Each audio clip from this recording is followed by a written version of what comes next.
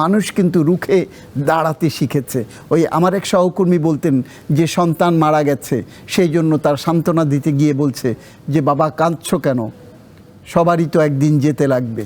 তো ওই ভদ্রলোক সান্ত্বনার এক পর্যায়ে বলছে এক সন্তান মারা গেছে সেজন্য তো কাঁদছি না, কাঁদছি হলো আজরাইল তো বাড়ি চিনে গেল, সেই জন্য কাঁদছি। তো আজরাইল কিন্তু বাড়ি চিনে গেছে। বাংলাদেশের মানুষ স্বাধীনতার আন্দোলনের জন্য যেভাবে বুক চিতিয়ে দিয়েছিল, আবার নিজের অধিকার বৈষম্যমুক্ত বাংলাদেশ গড়বার জন্য বুক চিতিয়ে যে দেয়া যায় সেটি আবু সাইদ মুগ্ধরা দেখিয়ে দিয়ে গেছে।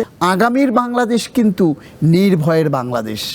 ভয় দেখিয়ে, রক্তচক্ষু দেখিয়ে, অঙ্গুলি হেলনে যা কিছু ঘটে যাবে সেটি কিন্তু অতীত হয়ে গেছে।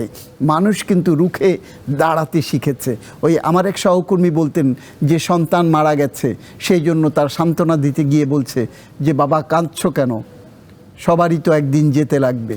তো ওই ভদ্রলোক সান্ত্বনার এক পর্যায়ে বলছে এক সন্তান মারা গেছে সেজন্য তো কাঁদছি না, কাঁদছি হলো আজরাইল তো বাড়ি চিনে গেল, সেই জন্য কাঁদছি। তো আজরাইল কিন্তু বাড়ি চিনে গেছে।